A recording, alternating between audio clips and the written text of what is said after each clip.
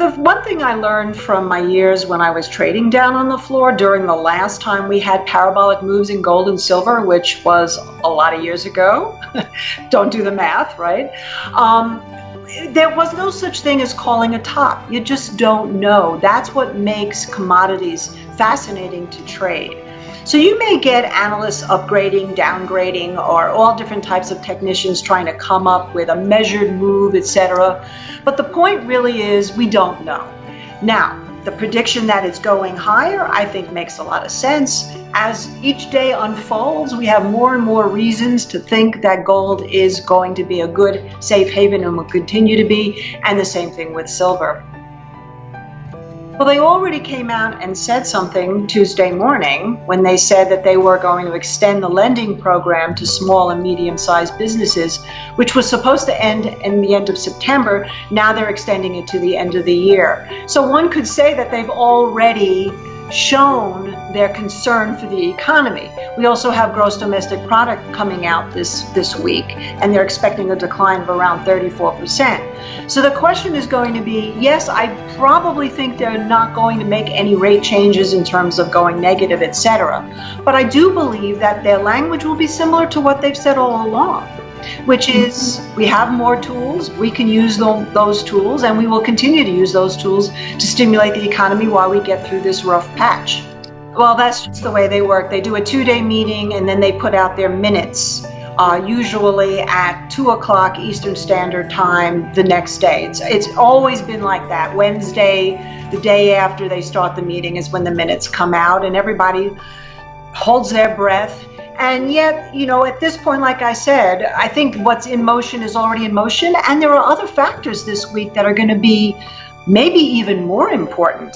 And that's going to be the huge number of earnings that we have in the big tech stocks.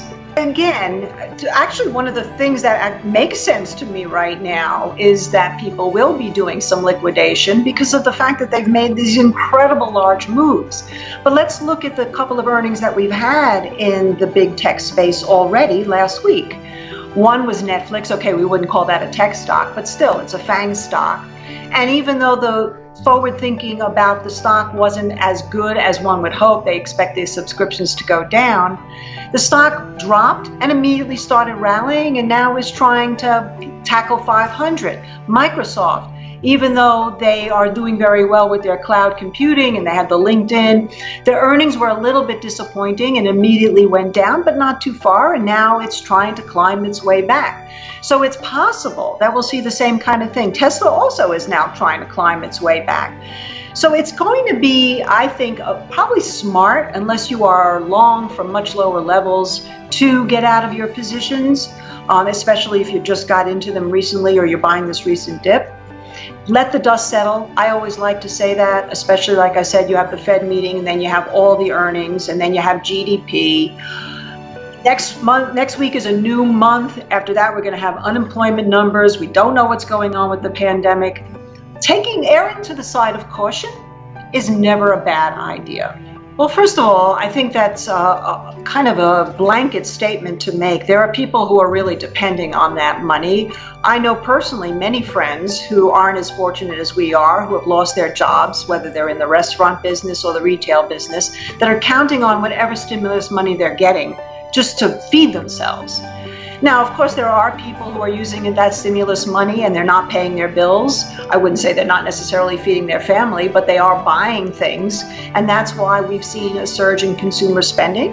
And that is why we're seeing the retail space really, as it has been now for the last few weeks, showing the one pocket reel of strength other than tech. So it's complicated to say that. In terms of a political move, it's probably smart because the Republicans want to be able to say, I've given you money, so vote for me in November. I mean, there's always going to be that end of it.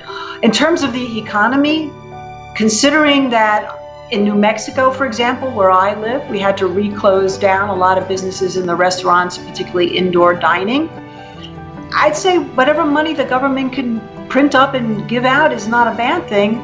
Of course, with the caveat that there's always a price to pay when you start printing a lot of money. That gets us back to gold. which is the reason why gold and silver are climbing so much, because the money supply just keeps surging, the debt keeps surging, and people anticipate at some point the dollar will be completely worthless, which would be devastating. I don't think anybody has experienced anything like this. This is a brand new world, because in our generations, going back even 3 generations, we haven't lived through a pandemic. We haven't had this type of pandemic since the early 1900s. And of course, the whole situation was different then. So yeah, but there's always a silver lining to everything. That's how you have to look at it as a trader. And the silver lining will be a tremendous new level of innovation in technology to make people's lives easier, to promote social distancing that would also hopefully take the place of some of the loneliness people have.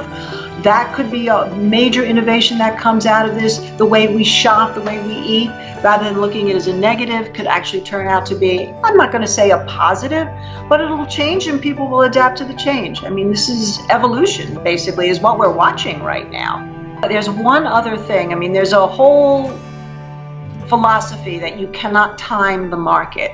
But one of the things that the Fed has done throughout this entire situation since February has bought junk bonds. So they've been buying the debt of companies that are already at high risk, and they're buying also high yield corporate bonds.